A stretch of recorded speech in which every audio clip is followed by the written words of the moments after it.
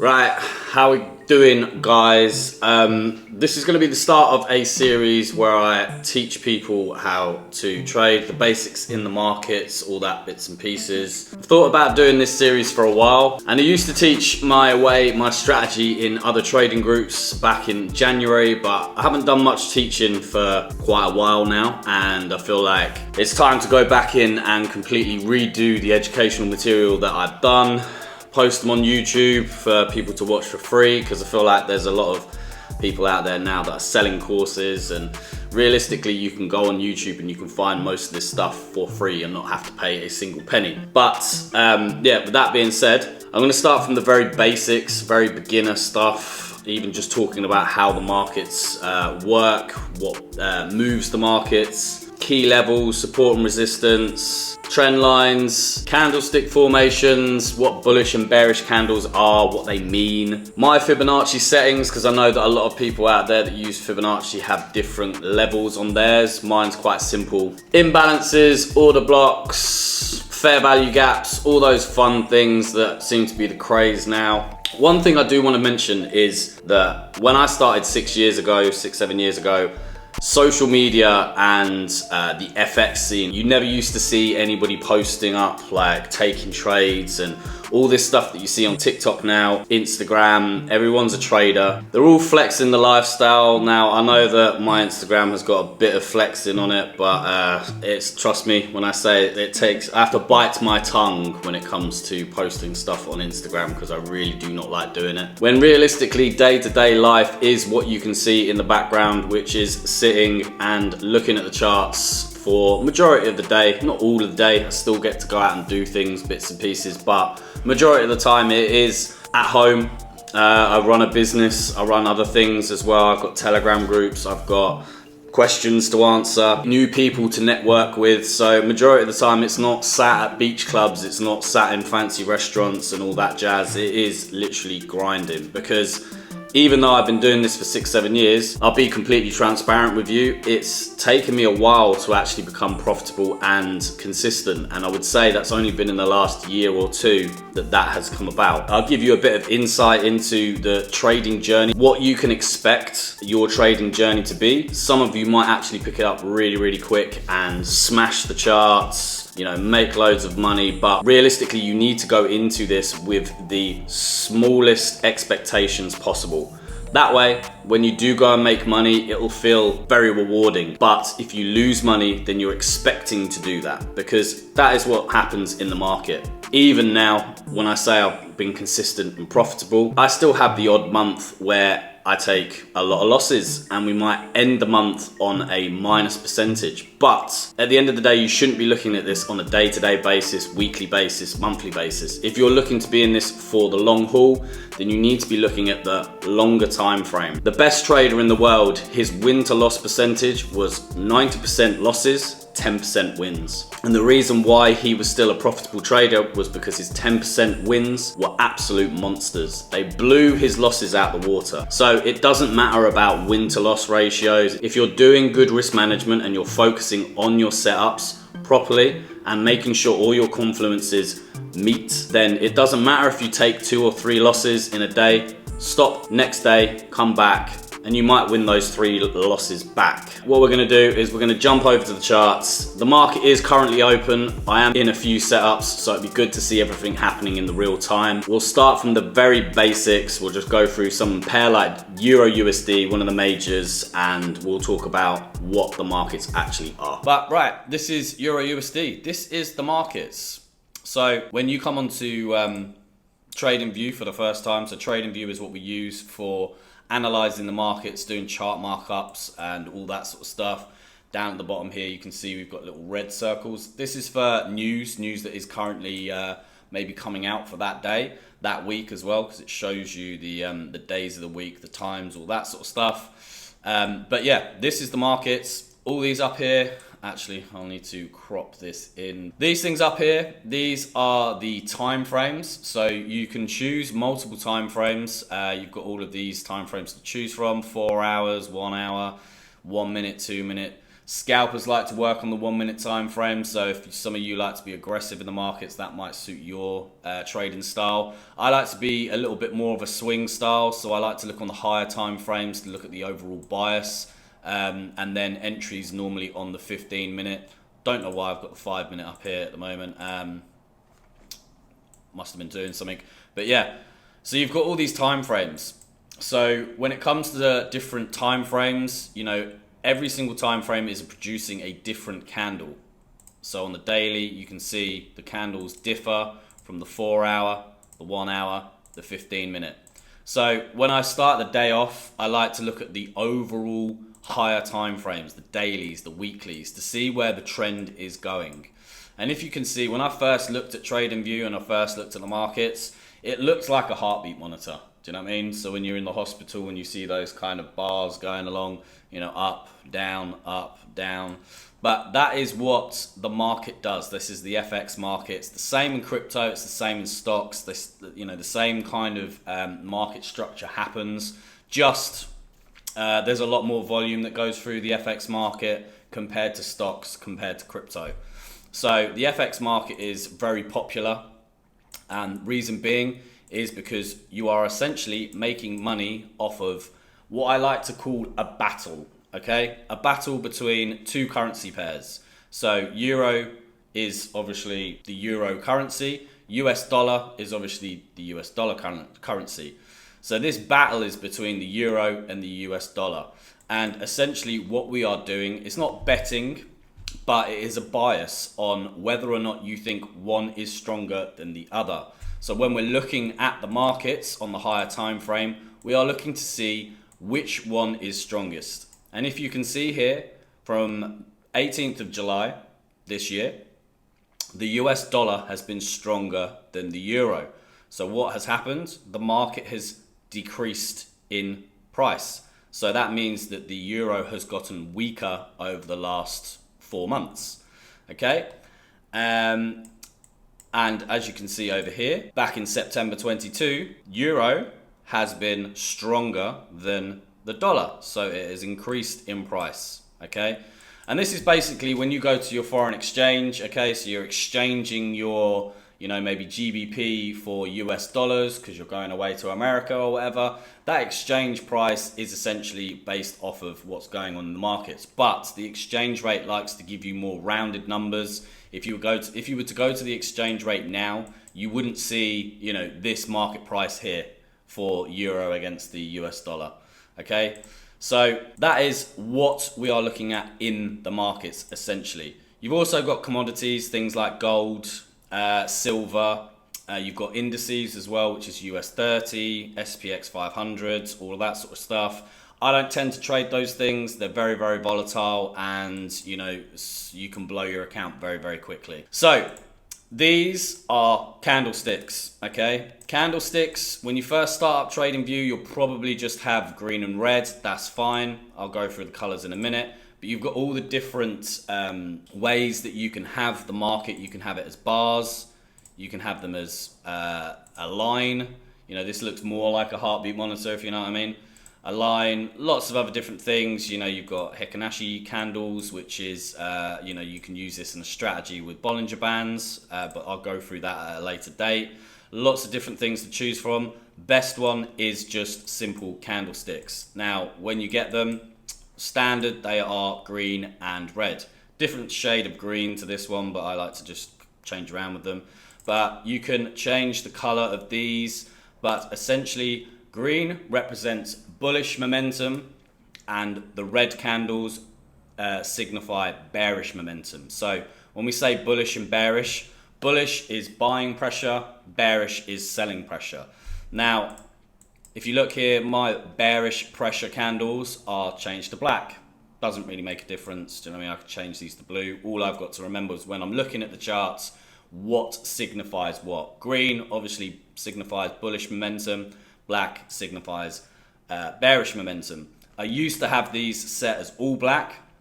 Reason being, it means that you don't focus on what candles are what. You're just focusing on the rhythm of the market and where the market is going.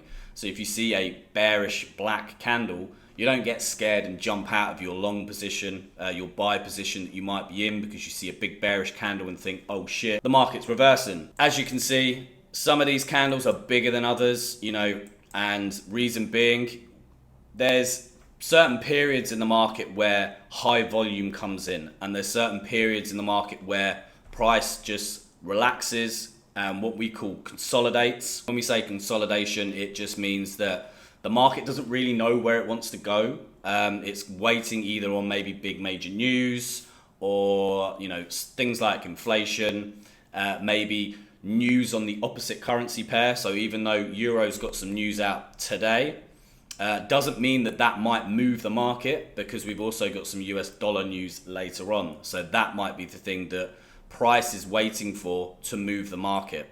Okay, so that is kind of the economic news. You can go on to different websites, things like FX Street, my FX book, and you can kind of look and see what news is coming out for the week and for the day as well.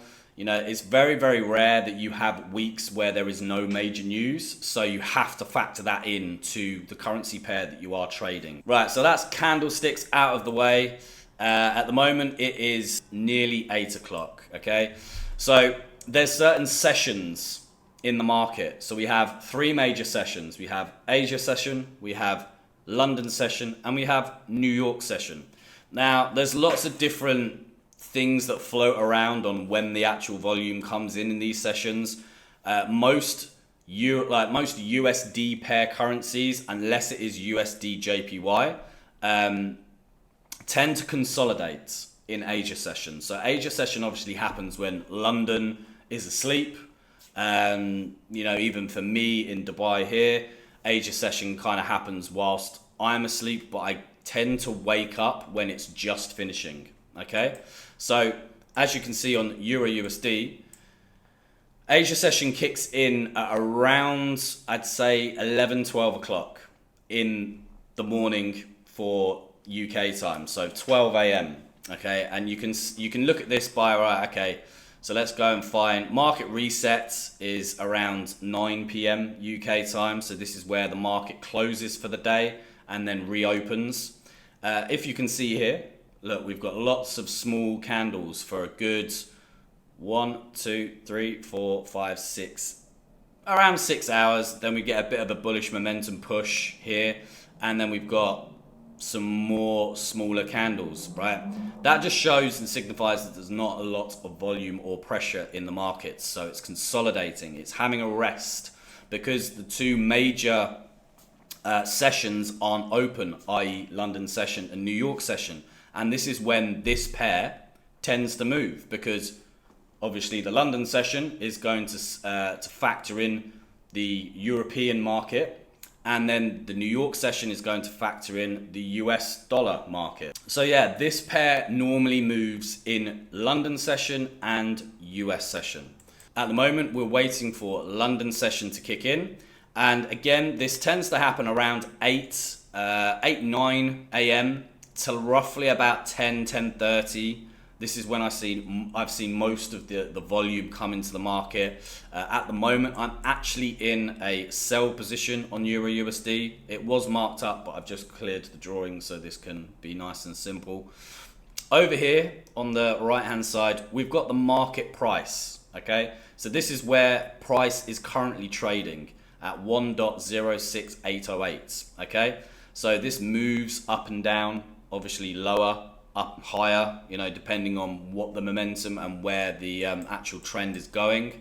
So this is always changing. Okay, we're on an hour time frame, so this is counting down to the hour finish candle.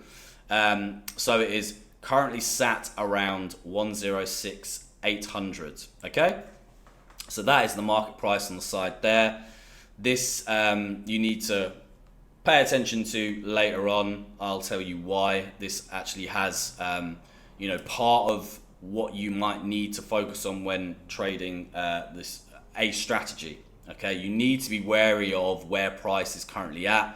If I was to close my computer down, go walk around town for an hour or two and somebody asks me where Euro USD is, I should be able to give a rough estimate of where it is in the market at that point in time, okay? Or where it's trading around. Also on TradingView, we've got these little boxes over here.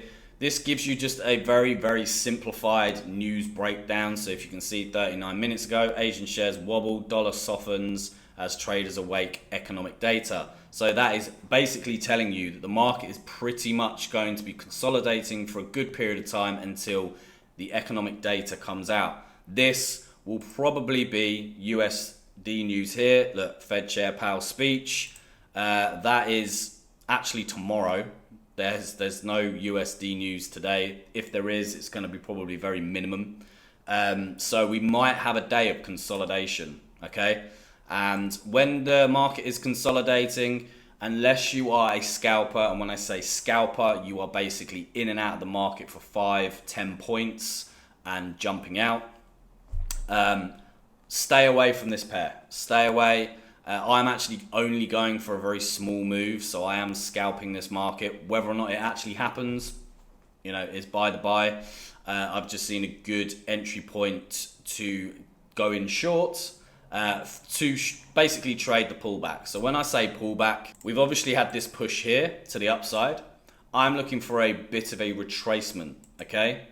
And then a push to the upside. And the only reason being, as you can see, look, we have a bit of a push up, a retracement, a bit of a push up, and we've just had this big push with no sort of retracement.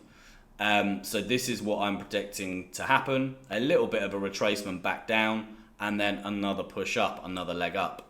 Okay, so that is the position that I've got into. But again, this is just bias. Okay, when we are looking and analyzing the markets, we are purely going off of our bias and where we think or what we think the market is going to do that day, that week.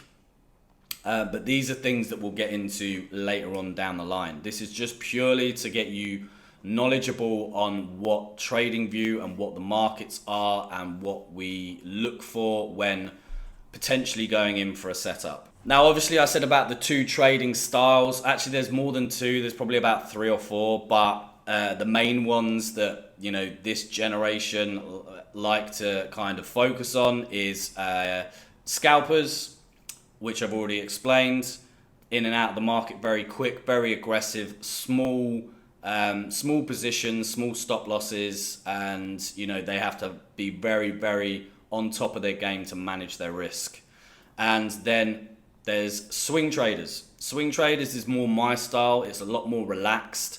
We give our positions a lot more room to breathe.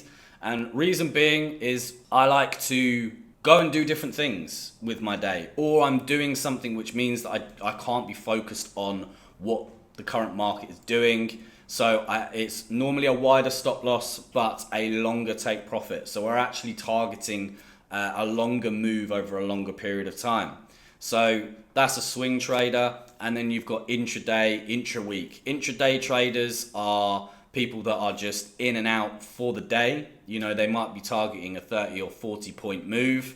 So, you know, they might be holding their trade for 2, 3, 4 hours, maybe even the day, and then they'll close. Intra-week as well, they hold their trades for maybe a week. Swing traders, they are, you know, more of a long-term, monthly, sometimes even longer than that, if you manage to get lucky and catch a move right at the bottom or right at the top. Those are the different trading styles. It's down to you which one you want to be. I know when I was learning, the job role that I was in, which was barbering, when I was learning this 6 years ago, I used to have my laptop set up, you know, out in the staff room. So every time I finished a client, I used to go out there and I used to look at the computer and I used to see what my setups were doing, see if any setups were coming about or whatever it might be. So I didn't have time to sit there and get very small moves or be very aggressive. I was trying to just target the overall trend and overall move. So that's where I got my sort of swing trading style from. So guys, that is the overall market. But like I said, guys, this is a completely beginner video. It's probably not gonna interest anybody that actually knows what the market is and knows how to do the very bare basics. This is purely and solely for people that have never ever looked at a chart in their life, what a candlestick is, you know, very, very beginner stuff. Obviously on the next video, I'm gonna go through some more beginner things, but things that are, you know, kind of the bread and butter of trading. And, you know, again, when we talk about trading, we talk about strategies, please be aware that there are so many strategies now that are out there that, you know, people don't believe in, people say is rubbish, but if it works for you, it works for you. And this is, at the end of the day, what works for you. It'd be the same in any other job role. It's all personal preference, right? Don't be embarrassed if you are using things that other people say don't work. You know, there's stuff that I use that other people say is absolute rubbish, you know, but it works for me. So I'm going to continue to use it because it works for me. It has done in the past. So don't be embarrassed when you're building your strategy off of all these little things, because I've got to the point now where I've been in this market for 6 years and I've learned what other strategies are, what other things mean, you know. And don't get me wrong, I used to sit there and go, oh, these SMC traders, these ICT traders, all this, that and the other, you know, they're just, it's fancy stuff, but it does actually work. And you know what, if I'd had those things back in the day when I was learning, maybe my setups would have been better, maybe my strategy might have been better, but learning them now means that I've been able to implement them into my strategy or use them as extra confluences to take setups, to take entries. So it's not a bad thing learning everything. You've got to look at this like a toolbox. Do you know what I mean? You've got to have every single tool to be able to do the job. Okay, so doesn't matter if you've got a big toolbox, because it might be that one thing that you have in your toolbox that can make the difference between having a profitable trade or a losing trade. So that is the best way to be. That's the end of the video, guys. Like I said, it is a very basic video. It's not meant for anybody that's been in the markets for a long period of time. It is literally for beginners and what you can expect when you first open Tradingview. The up and coming videos, obviously I'm going to be making it a little bit more in depth, but we are building everything from the ground up. So you can expect to learn all about the major things that build my strategy and that might end up building your strategy. Like I said, lots of different things in there: SMC, ICT, intraday, intra-week, scalping setups, all that sort of stuff. That is what is going to be included in this series of videos. Also, I have got a lot of material that I've shot over the last 1 to 2 months, more vlogging style, so I'm probably going to get around to doing those videos and making them all cool, fancy, but I literally do not have the time to sit there and edit like I used to. Lots of things going on, lots of good up and coming stuff as well that hopefully all of you can get involved with. But yeah, we'll just play it as it is, and I'll see you guys in a bit.